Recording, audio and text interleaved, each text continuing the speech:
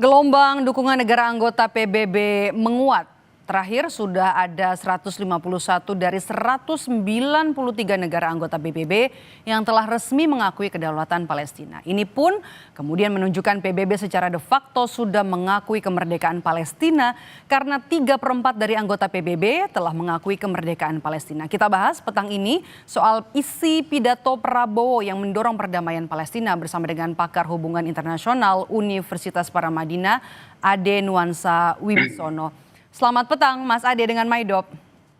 Ya, terima kasih Maidol. Selamat petang, selamat sore. Mas Ade, apa yang Anda analisa dari isi pidato Presiden Prabowo Subianto soal Palestina dengan mendorong two-state solution? Oke, jadi memang pidato Presiden Prabowo itu patut sekali kita apresiasi ya, luar biasa sekali. Jadi memang ada analisis mengatakan hampir 8 kali hentakan itu menunjukkan gestur yang sangat yakin dan support yang sangat kuat bagaimana Presiden Prabowo itu memberikan dukungan terhadap Palestina. Data terakhir tadi sudah disampaikan bagaimana sudah hampir sekarang di angka 150 negara yang sampai segitu angkanya sekitar 81% dari anggota di Majelis Umum PBB, dan itu menunjukkan bahwa dunia sekarang stand with Palestine, dunia berdiri bersama Palestina. Analisa dari pidato Presiden Prabowo yang lain adalah bagaimana dia mengatakan aspirasi historis Indonesia sebagai sebuah negara yang memahami betul dampak dari kolonialisme. Kita ratusan tahun, beberapa abad merasakan penderitaan di bawah kolonialisme, dan dengan amanat dari Undang-Undang Dasar, preambul Undang-Undang Dasar 1945, Indonesia berdiri untuk memperjuangkan tidak ada lagi penjajahan di atas muka bumi. Dan misi inilah yang kita tangkap dari pidato Presiden Prabowo di sidang Majelis Umum PBB kemarin. Seperti itu, Maido. Yang kita lihat juga dari momen Presiden Prabowo Subianto di markas PBB begitu ya. Prabowo juga diundang oleh Trump karena yang dipandang memiliki atau punya pengaruh besar dan juga punya kontribusi yang nyata bagi upaya perdamaian di Palestina. Ini bisa dikatakan atau diartikan kalau pandangan Prabowo Subianto ini didengar oleh Trump? Oh, pasti, tentu saja. Bagaimana Trump itu sampai mengatakan you did a great job, President or brother, gitu. Dalam artian bahwa Indonesia sebagai sebuah negara, the largest Muslim countries, democracy countries in the world, yang itu menjadi sebuah segmen yang begitu berpengaruh. Bagaimana pendapat Indonesia tentu akan mempengaruhi narasi-narasi dari perjuangan kemerdekaan Palestina ini.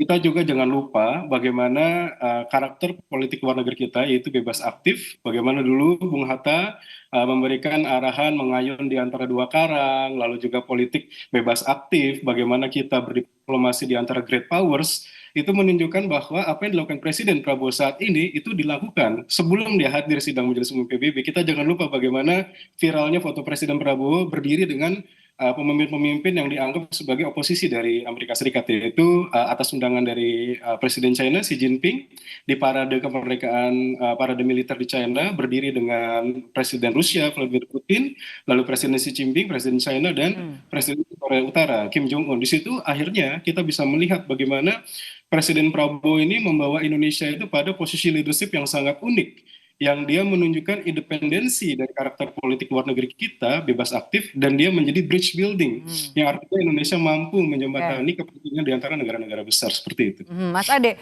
kita kembali lagi ke soal Palestina ya. Meski sudah de facto sudah diakui karena mayoritas negara anggota PBB kan sudah mengakui negara Palestina, tapi kan Amerika tetap menolak. Dan Amerika Serikat ini juga sebagai pemegang hak veto. Jadi follow up dari sidang umum PBB untuk perdamaian Palestina nasibnya gimana?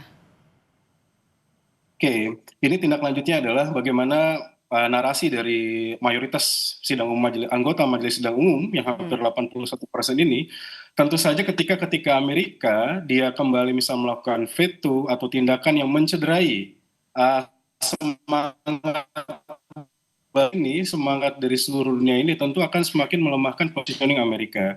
Kita tentu paham bahwa Trump adalah presiden yang sangat cowboy, dalam artian dia sangat anti traditional style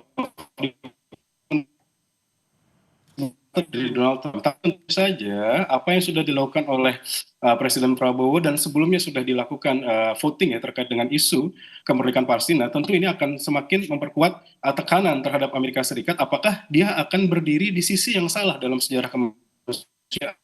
Tentu ini akan menjadi sebuah tindakan politik yang memalukan dan tentu akan semakin menurunkan kredibilitas Trump, tidak hanya dalam konteks politik internasional, tapi tentu akan menurunkan kredibilitas dia dalam politik domestik. Dan itu semua akan kita lihat dari langkah-langkah yang akan diambil oleh terkait isu ini. Itu jawaban saya. Oke, baik. Terima kasih atas pandangan Anda, Ade Nuansa Wibisono, pakar hubungan internasional dari Universitas Paramadina sudah bergabung bersama kami di Kompas Petang. Sehat selalu, Mas Ade.